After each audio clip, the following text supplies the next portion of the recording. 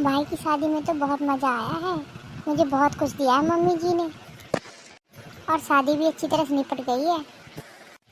चलो मैं अपनी पैकिंग कर लेती हूँ, मुझे भी अपने घर जाना है। दीदी आपने तैयारी कर ली जाने की? हाँ भाभी, बस पैकिंग ही कर रही थी। जीजा जी का फ़ोन आया था, वो कह रहे थे कि शाम तक मैं आ जाऊँगा लेने।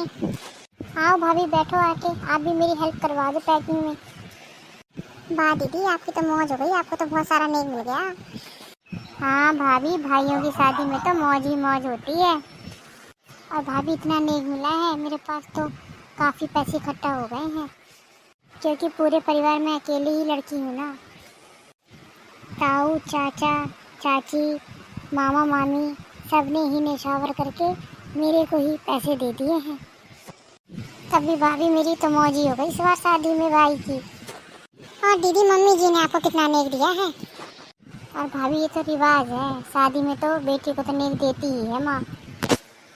तो लग रहा है दीदी मम्मी जी आपका खर्चा भी यहीं से भेजती होंगी हर महीने का।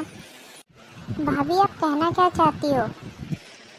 कुछ नहीं दीदी, मम्मी जी कह रही थी दामाद जी की तो प्राइवेट नौकरी है। बहुत तेज है भाभी, सारी बात चुपचाप सुनती ही रहती है। एक बात बोलूं भाभी जी, प्राइवेट नौकरी बेशक है, मगर हम किसी के सामने हाथ नहीं फैलाते। और मम्मी जी हर महीने हमारा खर्चा नहीं देती हैं, हम अपनी नौकरी में ही खुश हैं। और भाभी मम्मी जी से मैंने कभी कुछ मांगा नहीं है, चाहे वो मुझे 1000 रुपये दें या 10,000 रुपये दें, वो उनकी मर्जी है। पर भाभी जब मैं अपने ससुराल जाऊंगी तो देवरानी जेठानी माँ जी सब पूछती हैं तेरे भाई की शादी में तुझे क्या मिला है। तो मुझे भी गर्व होगा कि मेरे भाई ने मुझे इतना सब कुछ दिया है, मुझे नीचा नहीं देखना पड़ता है। अरे हाँ, तुम्हारे भाई के पास पैसे कोई कमी थोड़ी ना है। और भाभी देवरानी को साड़ी दूंगी, जेठानी को दूंगी या माँ जी को साड़ी दूंगी, तो उनको भी बहुत अच्छा लगेगा कि मेरे मायके से इतनी साड़ियाँ दी मेरी माँ ने। मेरे मायके वाले कितनी इज्जत करते हैं मेरे ससुराल की। और भाभी मम्मी जी ने मुझे 3 साड़ियाँ दी हैं, मेरी छोटी देवरानी के लिए, जेठानी के लिए और माँ जी के लिए भी साड़ी दी है। मैं उनको साड़ियाँ दूंगी तो उनको कितनी खुशी होगी कि मेरे मायके से ये साड़ियाँ आई हैं। नहीं दीदी, आप गलत सोच रही हो।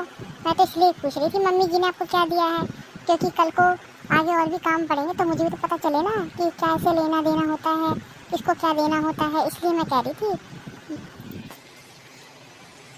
किसको कितने पैसे देने हैं, किसको कितने कपड़े देने हैं। आखिर मैं भी तब इस घर की बहू हूँ ना। कोई बात नहीं भाभी, धीरे धीरे सब सीख जाओगे इस घर के रिवाज। जब आप इस घर में रहोगे, मम्मी को देखोगे किसको क्या देती हैं क्या लेती हैं, तो आप सब कुछ सीख जाओगे। अभी तो आपके हाथ की मेहंदी भी नहीं उतरी है, अभी तो आप आराम से रहो।